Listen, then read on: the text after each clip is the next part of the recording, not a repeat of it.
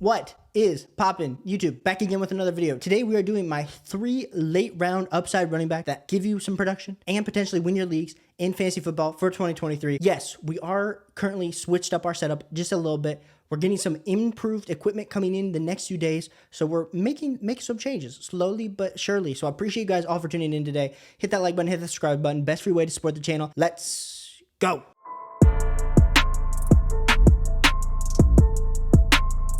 The first running back we're going to be talking about today is Elijah Mitchell. Elijah Mitchell, San Francisco 49ers, backup running back. Let's just be honest, boys. Elijah Mitchell has the potential to be a starter in the NFL, and he has proven that consistently. If we look back on his rookie season, 15 fantasy points per game. Of course, last season, gets injured. Plus, you had CMC coming in, where he only averaged 8.7 fantasy points per game. With the chance that CMC goes down, because we've seen CMC be a little bit injured in the past. And the running back position, we know, on a week-to-week basis, anybody could be getting injured out there because of how hard it is to be a running back in the NFL. There's a reason these guys aren't getting their second contracts, even if they are elite. Elijah Mitchell, to me, where he's going currently in underdog drafts is a no-brainer. Currently, right now, in underdog drafts, Elijah Mitchell is going off as RB41. And that's just a little bit too late for a guy who is backing up and in the most prolific run offense year after year after year, where we do know Kyle Shanahan. We don't know what the splits are going to be with CMC. We haven't seen Elijah Mitchell and CMC on the field at the same time. So I'm excited to see Elijah Mitchell, and I'm drafting him everywhere super late. And so he is one of my top 3 late round running backs that I'm targeting in my underdog drafts. My second player that I'm targeting late round running backs that I need, Jamaal Williams. Jamaal Williams for the New Orleans Saints. A lot of people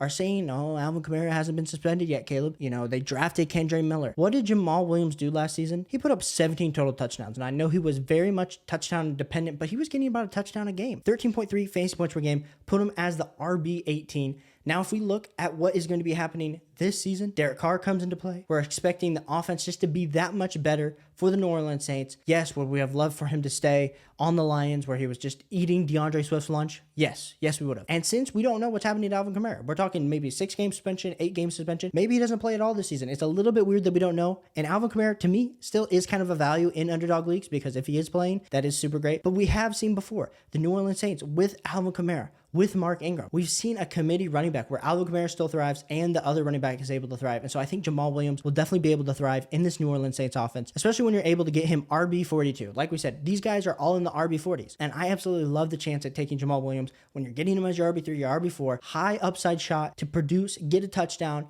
and have some great weeks for you in fantasy football. My third running back we're going to be talking about today is Jerick McKinnon. Now, Jerick McKinnon, we all know, plays for the Kansas City Chiefs and has had great stints with the Kansas City Chiefs.